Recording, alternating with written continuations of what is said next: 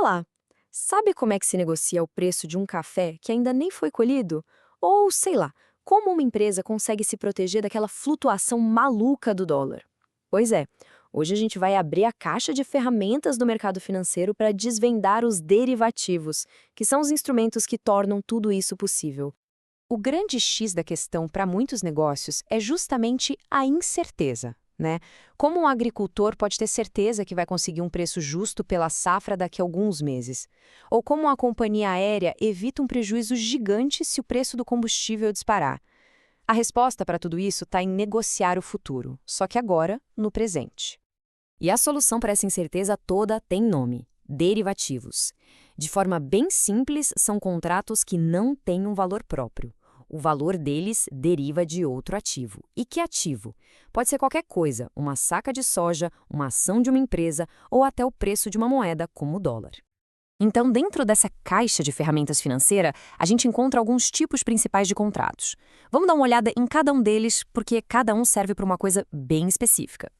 A primeira função que a gente precisa entender é a de travar o preço.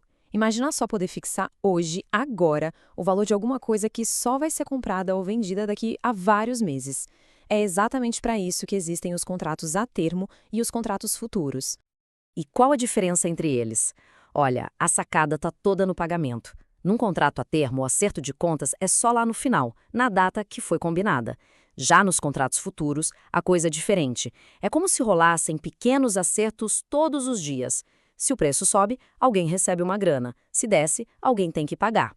Isso é bom porque diminui o risco de uma das partes ter um prejuízo enorme acumulado lá no final.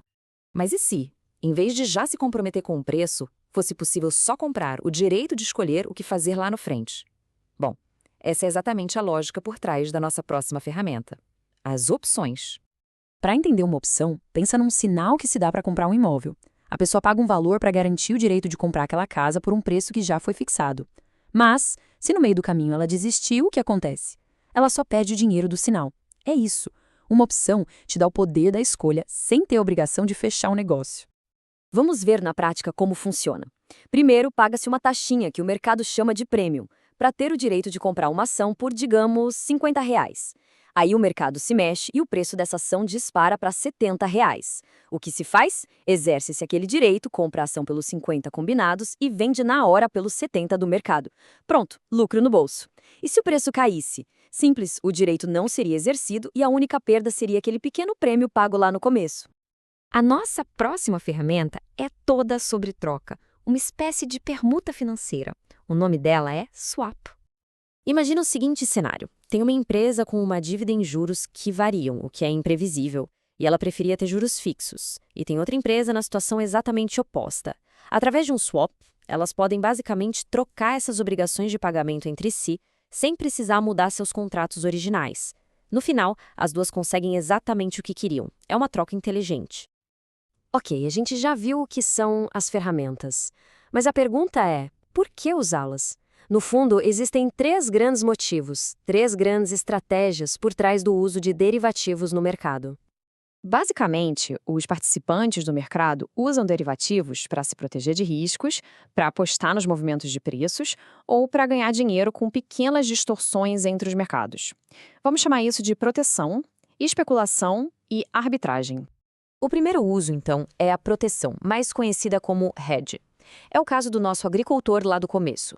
Ele usa um derivativo para travar o preço de venda da safra dele e com isso pode dormir tranquilo sabendo que está protegido se o preço do produto dele despencar no mercado. O segundo uso é a especulação. Aqui, o objetivo não é se proteger de nada, muito pelo contrário, é tentar lucrar com a variação dos preços. É, na real, uma aposta sobre qual direção o mercado vai tomar, muitas vezes usando o poder de alavancagem dos derivativos para amplificar tanto os ganhos quanto, claro, as perdas.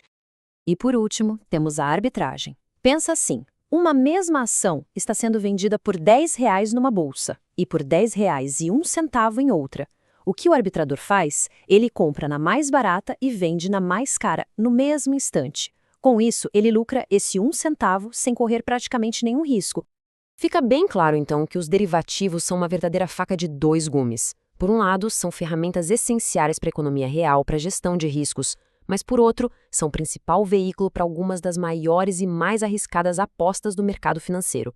E tudo isso leva a gente a uma reflexão final. O objetivo deveria ser eliminar o risco por completo ou apenas aprender a gerenciá-lo de uma forma mais eficiente? A própria existência dos derivativos parece nos dizer que, no mundo financeiro, o risco não é algo para ser destruído, mas sim algo para ser medido, precificado e, por fim, negociado. Fica aí o pensamento.